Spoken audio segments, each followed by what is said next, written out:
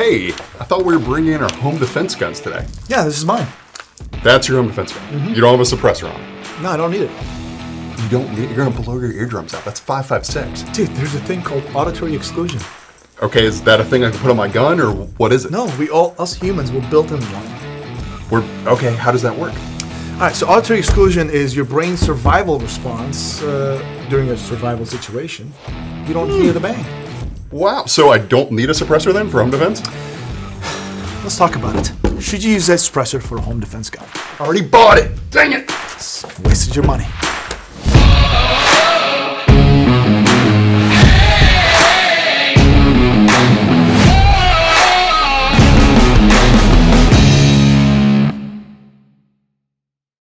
Welcome back to Class Firearms. Guys, Kai over here, and today we're going to talk about should you use a suppressor for a home defense weapon system that you have? And the answer is, well, it's going to be subjective. I'm going to give you the pros and cons for both different weapon systems here, and you can make your own mind up should you use it or not, because everybody's situation is going to depend on their circumstances and their environment. So with that being said, let's just dive right into it. As you can tell, I've got multiple different weapon systems here in front of me, generally used for home defense purposes. I've got a good old AR-15, let's just say. This is a PWS Mark 111 long stroke piston-driven system. And this is a short-barreled option here, and I don't have it suppressed here, but I've obviously fired this thing a lot suppressed, which I will have it on the screen showing you guys shooting this thing suppressed. And right here, this is a good old 5.56 caliber here. And I have my personal weapon system here, 6-hour Rattler LT chambered in 300 blackout. And I got my Huxworks Ventum 762 over here, and this is an SBR. Again, it's my personally owned SBR here. Folding stock, obviously give me a shorter profile. You deploy this thing, you're good to go. 6.75 inch barrel, so pretty short. Pretty good option. Again, it's my personal one. Moving over to another weapon system here. This is a from Flux Defense, Flux Raider. So shout out to guys over at Flux. This is really a great option with the Dead Air Mojave 9 on a shorter configuration. You can actually have this thing longer. Press this, come up right here with the Holosun optic. You're good to go. Another great option. Putting this thing down here, and obviously we have a very traditional handgun FNX 45 with a Griffin can on here. A lot of folks use a pistol for their bedside gun or home defense gun, so definitely have to have a pistol here as well. So let's talk about some of the pros for a home defense situation where a suppressor would be handy for you. So suppressors are designed to basically quiet the shot. There's multiple purposes. So when you have a suppressor mounted on a weapon system, you're gonna most likely, depending on the brand, you're gonna mitigate flash profile, which is good.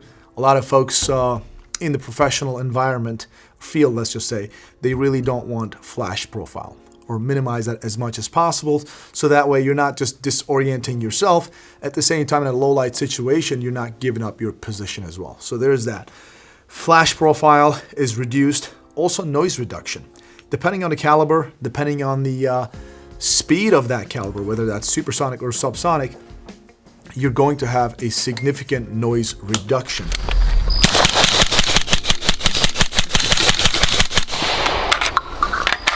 Indoors, that is pretty handy.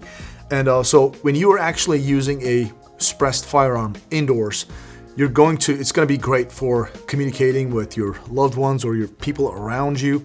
And at the same time, you're not going to disorient yourself. You're actually going to be able to mitigate flash profiles. So you're not going to disorient yourself audibly and also visually. These are very pros when it comes to using a suppressed firearm. Because if you have ever fired indoors, like inside a vehicle or in close quarter situations, shooting unsuppressed, especially a rifle caliber, like if I actually shot this PWS Mark 111 as it is, you guys know, you've been to an indoor range, right? A lot of folks have been. It's incredibly loud. You're thinking a 5.56 is like a 338. It's very, very loud, and this is very disorienting to you and those loved ones around you. And it could be, when we think about noise this could actually have a backfire effect for you. You could disorient yourself, and that would effectively come back at you on engaging your target. So those are some of the pros, but I want to talk about some of the negatives as well, so you guys see both sides and decide yourself. The negatives, let's go right off the gate, the length, right? Then I'm going to go into some other stuff. Well, this is a 6.75 inch barrel, 300 blackout. So without the suppressor, this is all I got right here, right? But now I attach the suppressor. This gun is much longer, but this is already a very short barreled rifle. So even with a suppressor, it's pretty short, pretty compact. Now let's talk about this Mark 12 with the AEM5 suppressor. It's an 18-inch gun. I get it. This is a more of a intermediate to long distance range gun. But imagine I'm actually going to be using this thing with this can on. You guys see how long this gun is? So if I'm actually trying to negotiate some thresholds, I'm probably going to have overpenetration and give up my position to the bad guy if I'm just doing a search in a place. Now, this is just that was just a quick example, but if we talk about a 16-inch AR, which is the most common ARs out there, which I have right over there. So you guys see this? We've got a PTR can on there. The rifle barrel length is already too long, and now we got a can on there. This thing is past 20 inches, and that's going to actually create some mobility issues. So yeah, having a suppressor when it comes to length is going to be an issue. Also, look at this pistol. Pistols are very small, very maneuverable, very compact guns, very easy to use, right, when it comes to just running the gun. But once you add a can, look how much longer this gun is.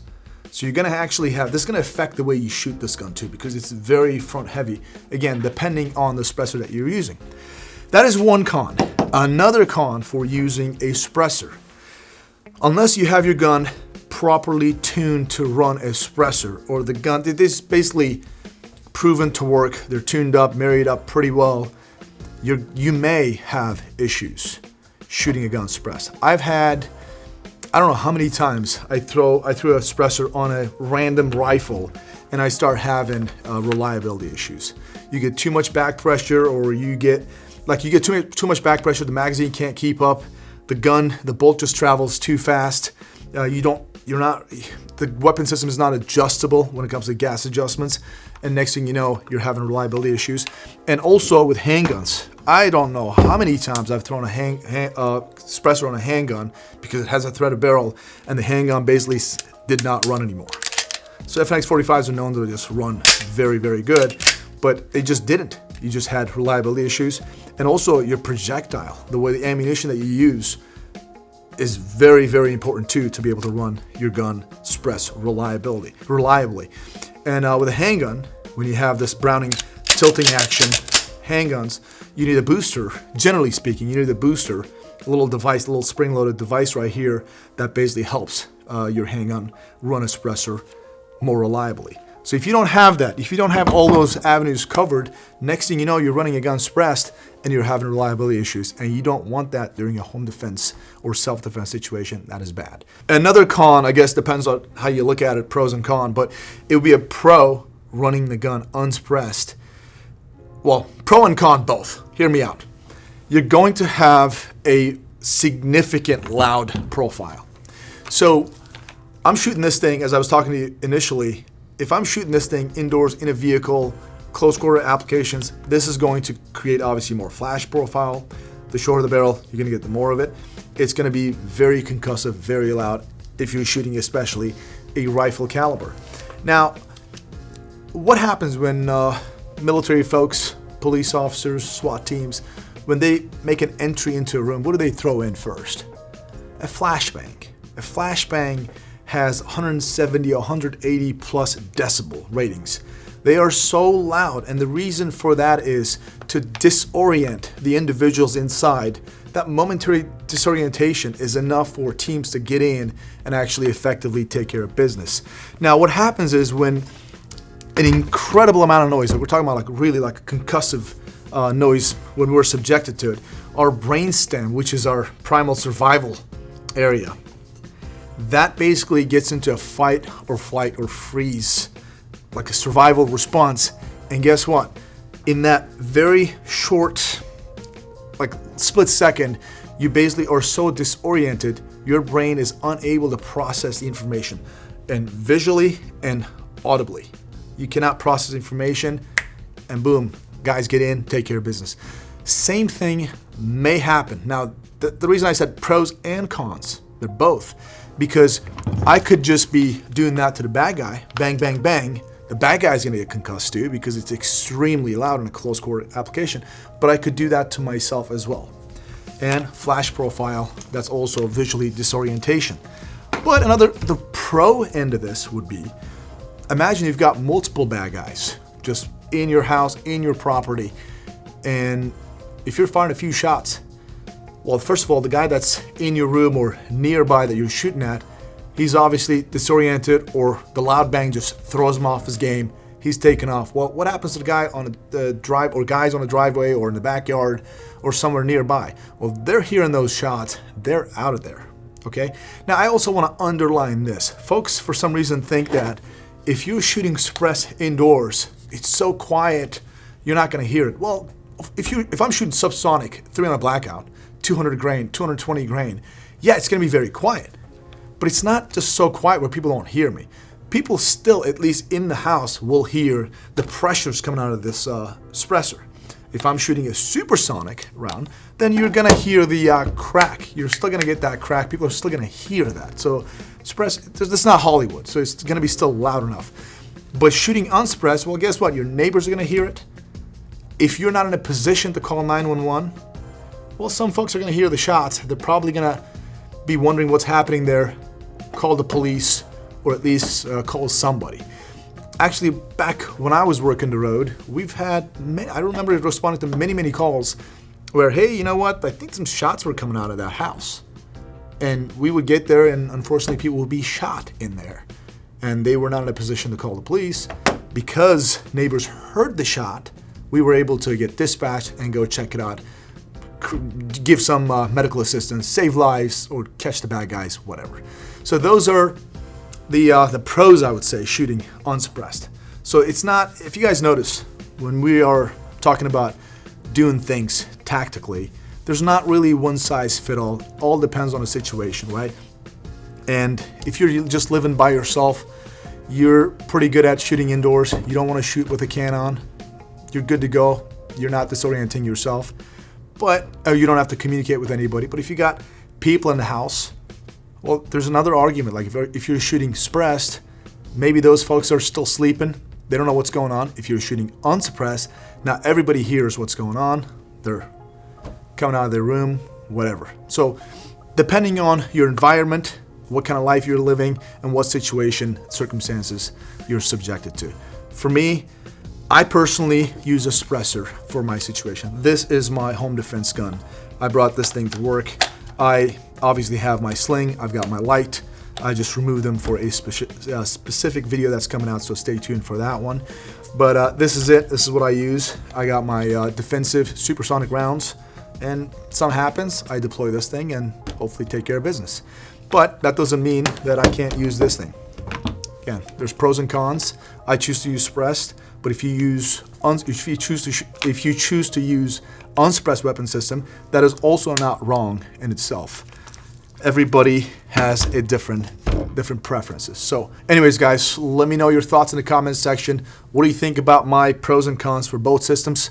And what are your pros and cons? And let me know if you're involved in any kind of situation and what system did you use. Did you use suppressed weapon system or unsuppressed? What were some of the real life feedback that you got from those? Let me know in the comment section. As always, guys, we do contests, so definitely check those out. And thanks for tuning in. We appreciate your business. God bless. We'll see you on the next one.